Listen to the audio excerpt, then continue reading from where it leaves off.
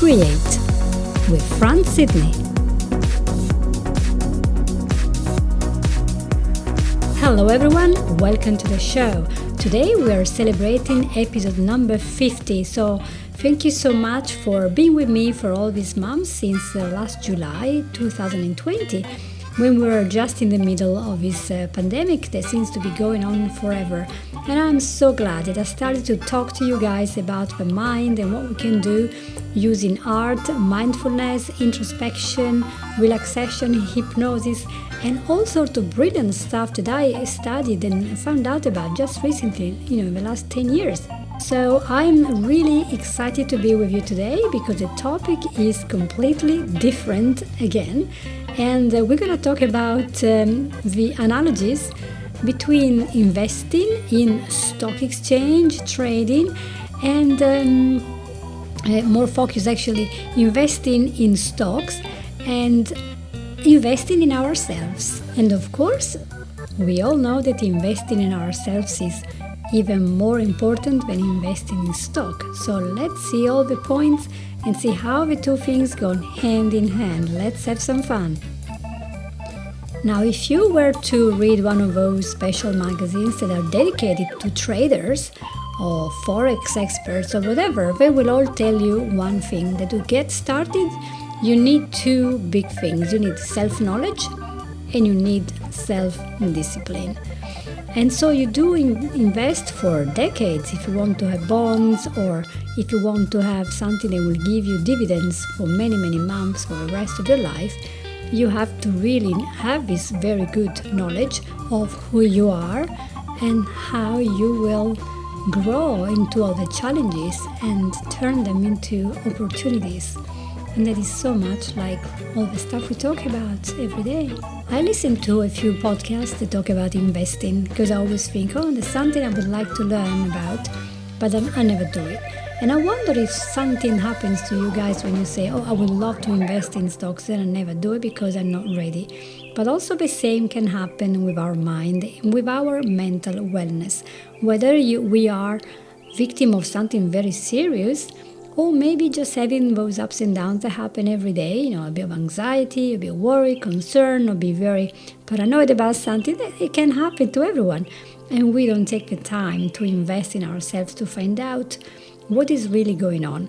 And so it's important to know that just like the stock market will, over the long term, very, very well give you very positive returns. So the yields will be good in the end if you stick to it. And just in the same way, if you keep investing in yourself, in your growth, in your improvement, you will get results. Although you will have ups and downs, of course. Life is not just a little trip to the beach, isn't it? It's something more complex. And in the same way as the stocks can go up and down and even crash, in our life we can go up and down many times and even crash. And then after we crash, we can bounce back. Which is so fun to see that it's the same as investing in the stock market. Now, we all know that investing in stocks, in bonds and whatever, is always a little bit risky. Actually, it's very risky because no one can actually say 100% for sure which stock is going to go up, which one is going to go down. Because if you knew that, then there would be no stock market. It would be just obvious. No one knows exactly when this particular stock will go down, will drop, or when it will pick up. So there is this reality that we have to accept that, the downturns will happen, they're just normal, but the big thing is to avoid overreacting and avoid being over emotional about this, because what you're doing is you're risking something by owning a part of a company, by buying a share. And of course, this is perfectly good advice for stock market and for us in our life, because we all have to accept that during our life we won't be always a brilliant success. Of course, there will be some people who are always doing so well. When they do, it's because they have invested so much in their self-growth and in their development and don't get no for an answer. They keep going even after everyone else has given up. And so I think the stock market can teach us so much. about learning to drown out the noise that will be all around you telling you, oh, you're gonna fall, things are gonna go badly, all this negative stuff. Instead, if we focus in a long-term investing outcome, so what is that? Our wellness, our happiness, and of course, being productive, being efficient, being healthy, and whatever else our goals are, then all the rest, all the noise from social media to be in a certain way or to act in a certain way, they're not very important. And don't you think that it is important for all of us to act a little bit as if we were investors in our own shares, in our own company? We have to take an interest. Instead, lots of people are so frightened of investing in themselves, and they even feel guilty. That's because they don't know what the long-term dividend, the long-term payment will be, and that is to be peaceful, to be calm, to know who you are, to find balance in your life.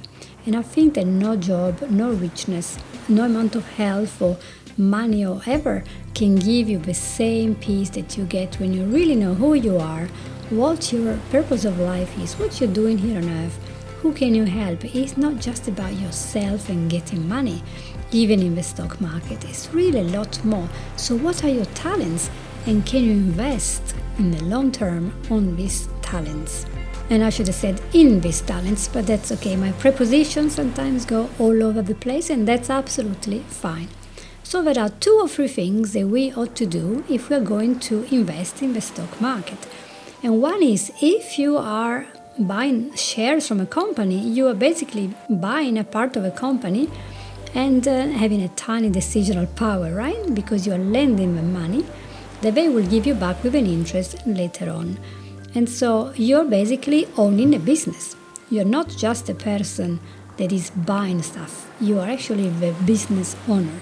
So you should act like a business owner.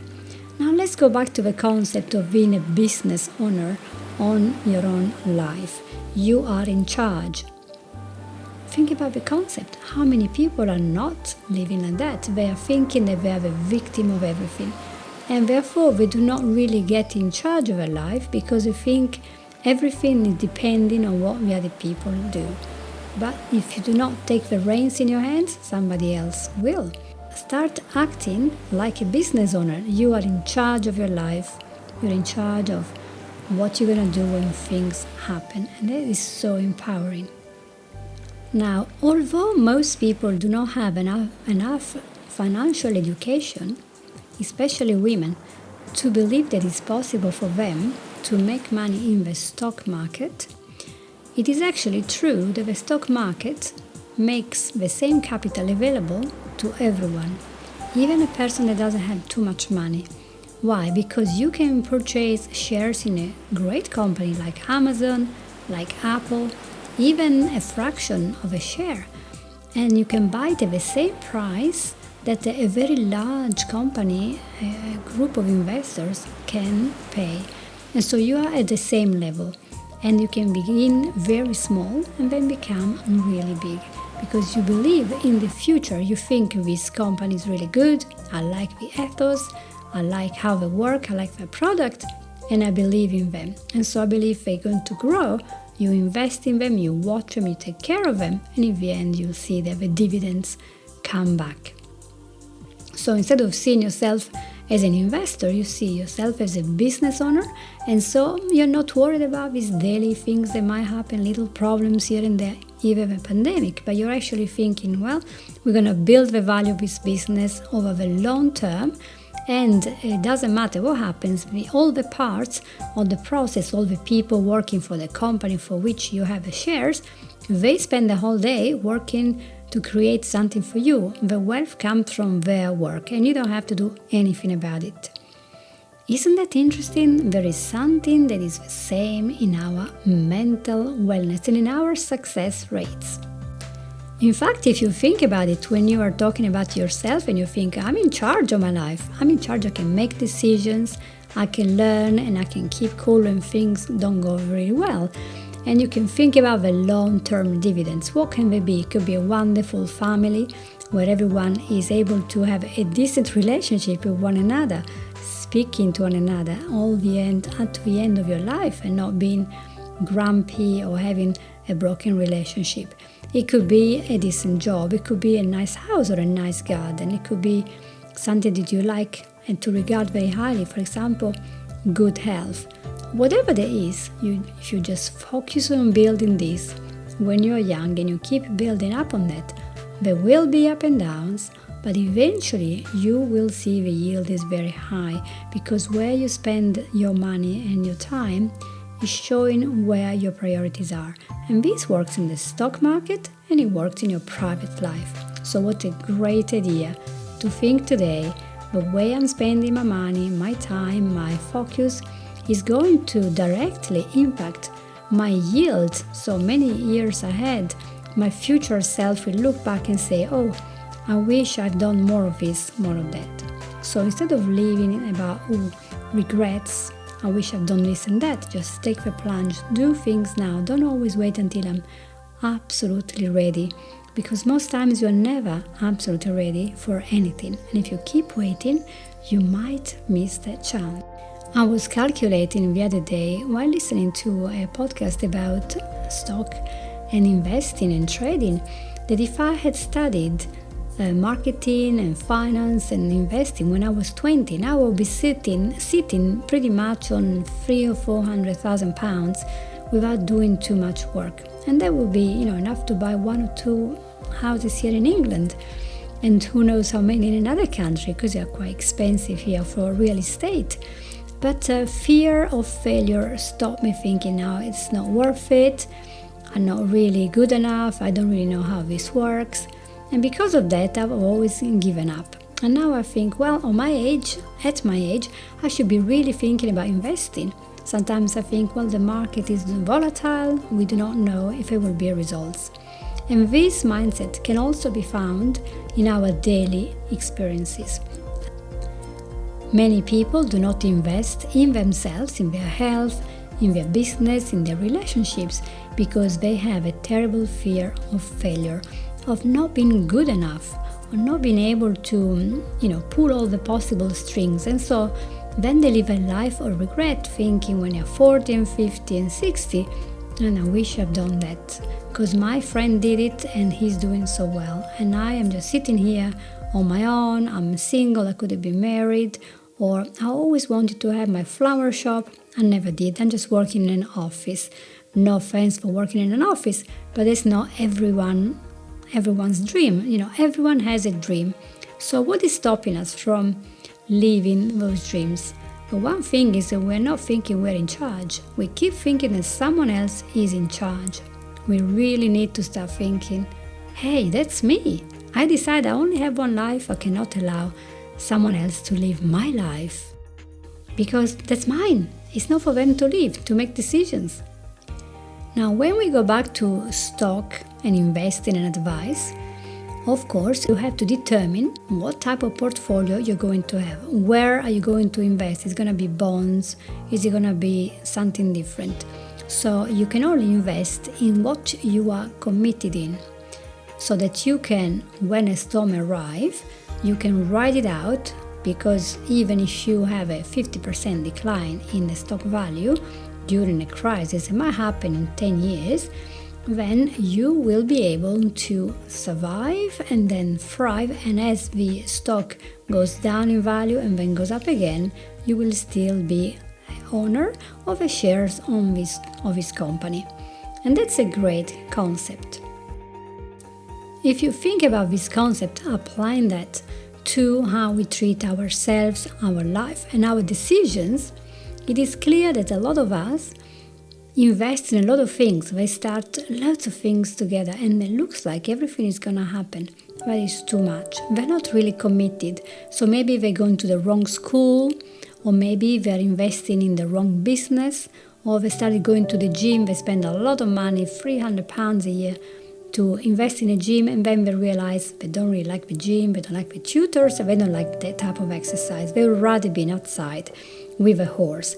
So we have to really know what we are committing to. We have to make sure that it's something that we really believe in. Because if we believe in whatever we're doing, we're going to have so much more of a drive and on the energy. And every day we're going to jump right out of bed thinking, oh, what a wonderful day. I'm going to be able to do X, Y, Z, all these things that I really like, because I decided that my long-term goal is this A, B, C, D. So always make sure that your goals align with your real priorities, what is really going to make you happy, calm, peaceful, whatever you want to feel in a few years, not just focusing on what's going to happen in the next 5 days. And that's something you will see in the stock as well. They always say, well, get some bonds into a company that has a big history of being regular and stable and progressing, and not just in those new companies that are coming out and they have a stock going right up overnight and then crashing down all the time because they're very unstable. And so you risk a very, very big loss. And risking maybe can be okay if you're a very good, well-navigated investor, but it's not very good for beginners. When it comes to life, we're all beginners, but by a certain age we become more navigated, and you see that once people reach a certain age, so we are very, very daring when we're 20, then by 30 and 40 we've been hurt a few times, we've been burnt a few times, and we start being full of fear. And we don't want to get married because we'll be divorced. We don't want to go to university because we failed 1 or 2 exams when we were younger. We don't want to buy whatever house in a certain place because we think, oh no, it's going to be terrible because this and that happened. So we use all our past experiences to build a wall around us. And it is terrible because the past experiences should be our teachers, but not our guardians. So the question that we should be asking ourselves when we do an investment, what is that we are okay, that we can tolerate during a crash? So if let's say that my shares were $100, can I tolerate it goes down to $50? Can you tolerate it goes down to $10? So we have to understand what we are ready to risk and what we are happy to lose. And the same is when we start something new.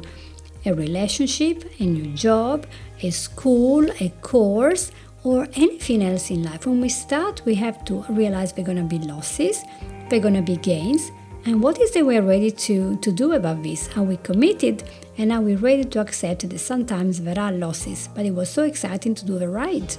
And let's go now to the possibility that your tolerability of loss is 0, meaning that you do not want to risk even 1 share in case your $100 that you paid become 99 and you have made a loss. If you are not prepared to have any loss when you do stock market work, even if it's just for a week or 2, then you are in a defense mode, you are in fight or flight mode. So it is not a good idea to start investing because you're full of fear. So if you think about that, this is also completely applicable to our life. How many of us are not willing to take any risk of anything, health-wise or relationship or work or personal growth, try something new because they're absolutely terrified of losing something that they're really attached to. So if you can see, there are more and more analogies between the stock market advice and the mental wellness advice. And I'm just so excited to have found this fun connection. When our mindset is completely different and we are committed that when the storm will come, we are ready to survive losses of 50%, okay, so that in the end we'll get 100% of growth, then that means that we have a mindset for success. We can invest in the stocks. Let's move this concept to mental wellness. Well, that's quite obvious, isn't it? We may start a relationship and say, okay, I'm going to date this person that seems to be a very great person to date. However, there is a possibility, maybe a 50% possibility, that we might be so different that there is no way we can actually make it. But maybe it's only a 50% possibility. And maybe you can ride up the storm and use the differences to build all the successful characteristics of a very happy relationship. So then when you're so invested in the relationship, you're going to make all your efforts to make it work. The same if you have a job, if you say, well, it is possible that my company might do not very well in the next few months, but then I know they're going to do well, and I'm absolutely there 100%. I'm going to work for them. I'm going to do even extra hour because I believe that it's going to work. It's a great place where to be for work. So it's important for us to be sometimes a little bit logical and think why we're not investing in ourselves, in our relationships, in our jobs, in our courses, in our improvements, or whatever else, in our health, in our sports. If we're not invested, is that this fear of failure that is kind of making us feel breathless and anxious about everything. And unless we have a serious mental illness that makes it impossible to be calm, 99% of people should be able to calm down and say, wait, instead of looking always at what's going to go wrong, can I look at what can I do if something goes right? Am I going to be okay with it? Do I believe that this is available to me? That I deserve to have success? And you will be surprised to know that many of my clients do not expect success. And they kind of manifest the failure because they keep thinking of, distant episodes that happened maybe 10 years before or even earlier when they were youngsters or when they were teens and when they failed. But the fact that they failed only means that they learned something. If you remember from the past episode, we talked about there is no failure, there is only feedback. And that is so important in stock investing and also in investing in our own growth and happiness.